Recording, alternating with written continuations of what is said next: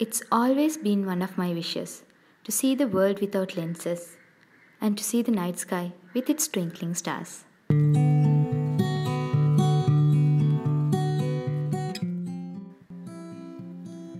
LASIK, Laser Assisted In Situ Keratomiliosis, is a permanent solution for refractory errors of eyes, such as short-sightedness, long-sightedness, or astigmatism.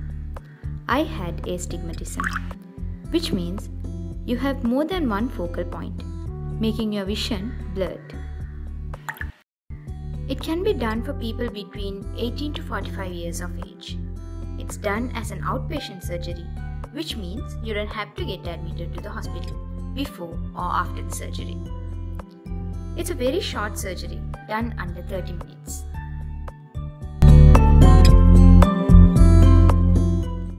In Sri Lanka, it's only done in private hospitals in Colombo. As per my research, it's available only in Navaloka, Durdans and Lanka hospitals. I chose Navaloka Hospital because they have an experienced and dedicated LASIK center for about a decade now. About 10 eye surgeons are available to do the surgery. You can call the LASIK center and ask any question about the surgery. Nurses are very kind and patient enough to answer them. I'll give you their contact details in the description box below. Cost for the surgery in Sri Lanka ranges between 140,000 to 210,000. I know it's expensive, but many insurance such as Agrahara allow to claim for the surgery. It only took me 3 visits to get it done. If you are far from Colombo and difficult to travel back and forth, there's a way to cover all 3 in one go. First visit to your chosen eye surgeon is to check whether you are compatible to undergo LASIK surgery. During this visit, they'll check your refractory power, dilate your pupil and check for compatibility.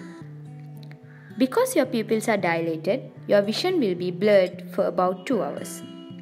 So you can immediately drive back home, have someone to take you home or use public transport to get home. If you wish, you can wait for 2 hours in the hospital and drive back home. If you are compatible to undergo the surgery, you would be asked to get a date for corneal scan. Corneal scan, which is also known as ORB scan. This can't be done on the same day because your pupils are dilated. These are the things you should consider before deciding a date for your ORB scan. First, if you are wearing contact lenses, you should be off contacts for 2 to 3 weeks because contacts change the details of the cornea. They recommend at least 2 weeks for soft lenses and at least 3 weeks for hard lenses. So you'd have to go back to your glasses during this period of time.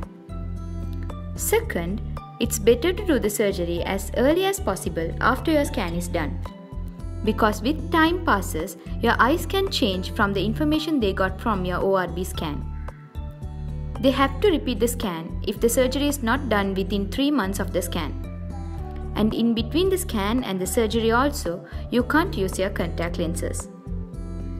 So if you are planning to do your scan and the surgery on near days, you would have to consider a day when after that you can take a week medical leave. If you are far from Colombo and you want to do all these in one go, the best thing you can do is call your LASIK center in your hospital and ask for a scanning date and a near surgery date and arrange your leave around that surgery date and then book your first consultation a day before your scanning day. But you have to arrange a place to stay. After reading your scanning report, the surgeon will decide what type of LASIK surgery you would have to undergo. If your cornea is thin, they would have to do an additional procedure called corneal cross-linking, which can be done on the same day. That's all about pre-consultation. If you are claiming insurance, inquire from your insurance company whether you have to get admitted to claim the insurance. If so, how long?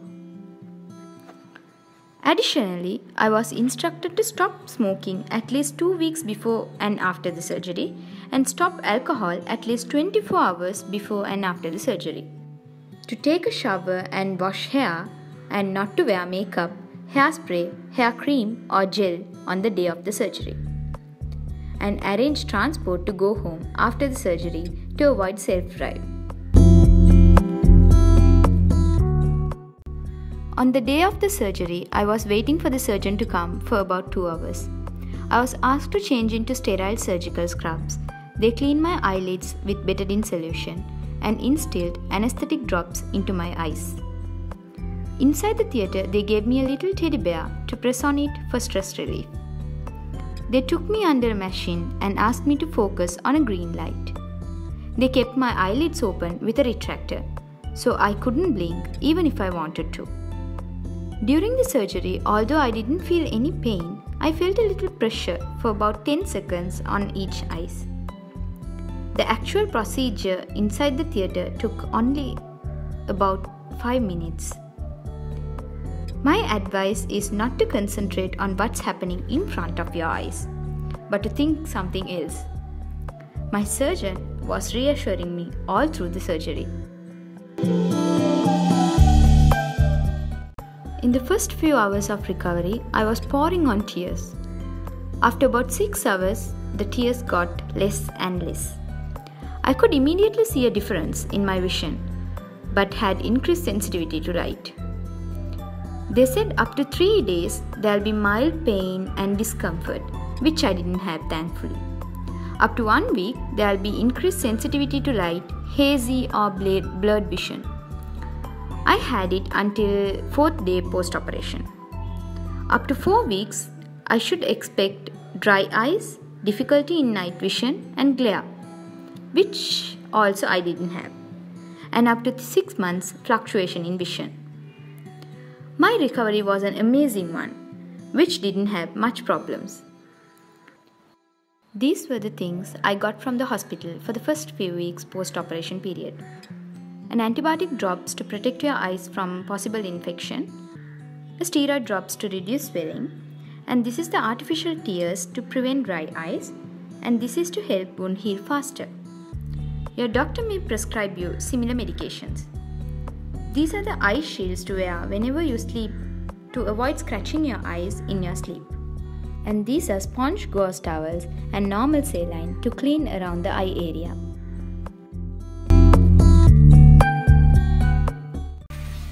My first advice is to clarify all your doubts from your doctors and nurses before you undergo the surgery. Sri Lankan doctors love patients who ask questions, which they rarely do. Don't forget your eye shields whenever you go to sleep or take a nap.